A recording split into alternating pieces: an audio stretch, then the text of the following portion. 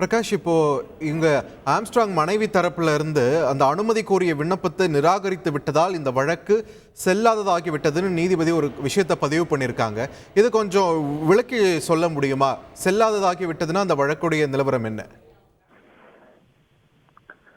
அந்த அனுமதின்றது தனி. அதாவது மாநகராட்சி கிட்ட நேற்று ஒரு அனுமதி கோரி ஒரு மனு கொடுத்திருந்தாங்க.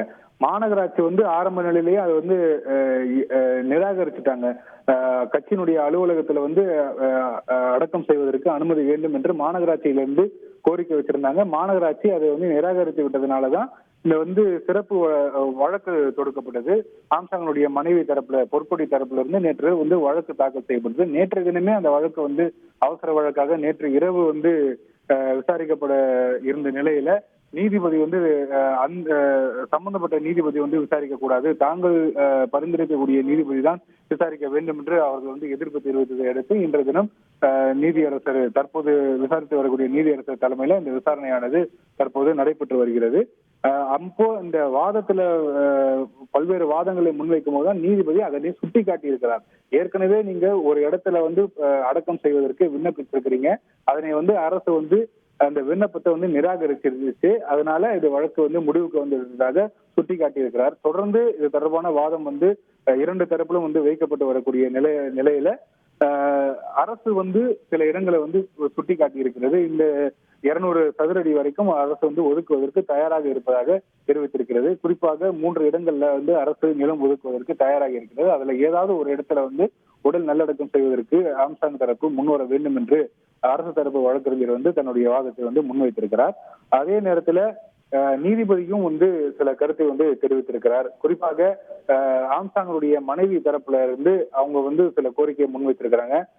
மனுதாரர் கட்சி அலுவலகம் அல்லாமல் வேறு ஒரு இடத்தை சுட்டி காட்டிருக்கிறாங்க. அந்த இடத்துடைய சதுரடி பொறுத்த வரைக்கும் 7500 சதுரடி நிலம் சுட்டிக்காட்டி அந்த இடத்துல எங்களுக்கு நல்லடக்கம் செய்வதற்கு அனுமதி வழங்க வேண்டும் என்று சுட்டிக்காட்டிய நிலையில நீதிபதி அந்த 7500 சதுரடி கொண்ட அந்த நிலமும் குடியிருப்பு பகுதிதானே என்று பதில் கேள்வி எழுப்பியிருக்கிறார்.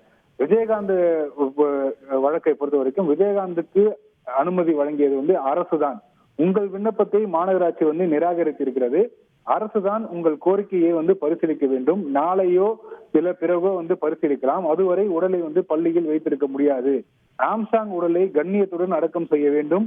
முதலில் அரசு கூறும் இடத்தில் அடக்கம் செய்யுங்கள், பிறகு வேறு இடத்துக்கு மாற்றலாம். இது துயரத்தில் இருந்து ஆம்ஸ்ட்ராங் மனைவி வெளிவர காலமாகும் என்று நீதிபதி தற்போது தன்னுடைய கருத்தை தெரிவித்திருக்கிறார். நீதிபதியினுடைய கருத்தை பொறுத்த வரைக்கும் அவர் ஒரே பாயிண்ட்ல இருக்கிறது. நீதியரசர் ஒரே பாயிண்ட்ல தெளிவாக இருப்பது தெரிய வருகிறது. அரசு ஒதுக்கக்கூடிய இடத்துல தற்போதைக்கு அடக்கம் செய்து விடுங்கள்.